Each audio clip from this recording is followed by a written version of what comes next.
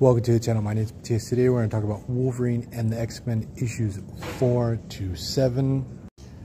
The first issue is actually going to revolve around the incorporation of 2 new students into the school and a new professor. While the other issues are going to be a brief little arc that's going to revolve around Broo, the adorable, super intelligent brood that at least he really won me over during the series. It's a shame that Marvel doesn't use this character more. So what happens in the first issue, we have sort of like a spillover from what was going down in the Uncanny X-Force series. Archangel in that series basically became the heir to Apocalypse. This led to X-Force sort of killing him. It was complicated, but the thing is, now he was reborn. But he had zero memory of everything that had gone down or any memory of his life in general. So he was basically like a child in an adult's body. Also in the Uncanny X-Force series, X-Force had killed a clone of Apocalypse. He was going to be the host to the original Apocalypse's essence. And what we discovered in that run is that Phantom X, who had killed the clone in the first place, out of a weird sense of guilt, because Phantom X wasn't a character that would have guilt normally, he had cloned the clone, and he sort of brought him up like his own son. He had kept him hidden away in this little pocket dimension that he always had with him. And let's say that X-Force, when they discovered the existence of this Apocalypse clone, who was called Evan, they were not too happy that Phantom X had kept this from them. So what happens is Wolverine wants these characters to have normal lives, and he decides to enroll them into the school.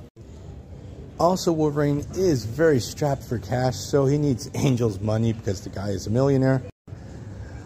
But what we discover is that Angel has been basically locked out of his own company because they think he had gone crazy.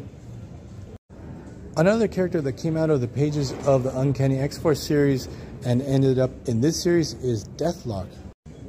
And since Wolverine is very short on the staff, Deathlock was actually on the X-Force team, and now he was asked by Wolverine to become one of the professors at the school.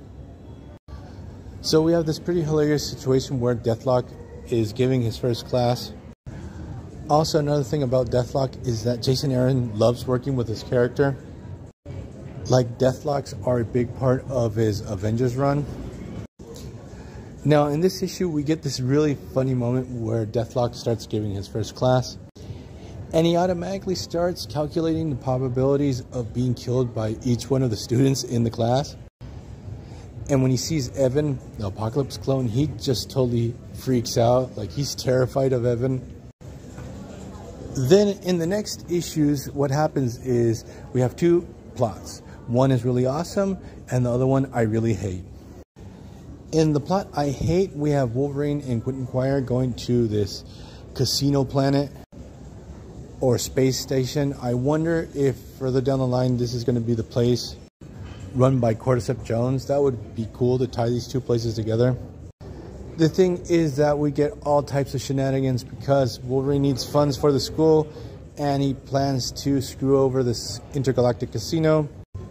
And Wolverine gets found out that he's using a telepath to rig all these games so Wolverine can win.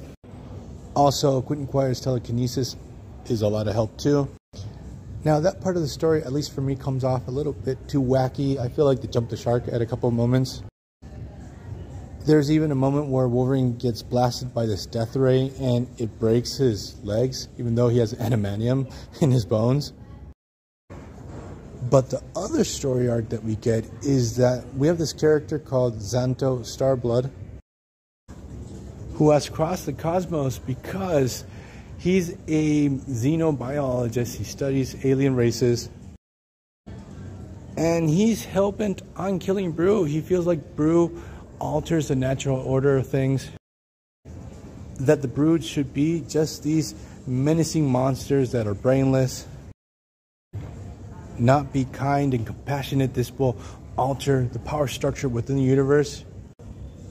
So Xanto provokes all types of chaos within the school, and he even infects Kitty Pryde with a brood virus, which at first everyone thought she was pregnant. That part gets sort of weird too. But this Xanto character is pretty interesting because he feels like a mix between Kraven the Hunter and Dark Beast. And the thing is that when Broo is confronted with the situation, and I love the twist where we discover that Broo actually admires this guy, like he has all of his publications. But he's completely heartbroken, one, because this guy is sort of a hero of his. But also, it's not an easy pill to swallow to think that he's a menace because he's just different. That he's a pariah to his whole alien race. And we get this really awesome moment where Xanto almost kills Kitty Pryde. And Broo, who is extremely protective over her, totally flips out. He goes in total feral brood mode. And we get this fantastic final line. Xanto's all beat up by Broo. And he's like, oh God, thank you. Like, I don't have to kill you anymore. You're just another brood. That visceral violence is still in you.